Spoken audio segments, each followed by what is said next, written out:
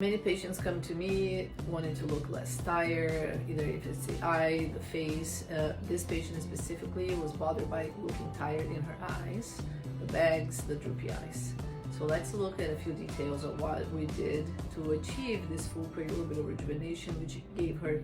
at least 10 years back. The main things we can see here is the loss of volume around her eyes,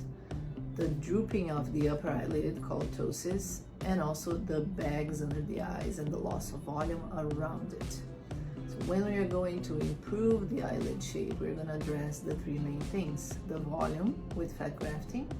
a little bit of a brow lift just to expand the lateral part of the eye again to create this open look,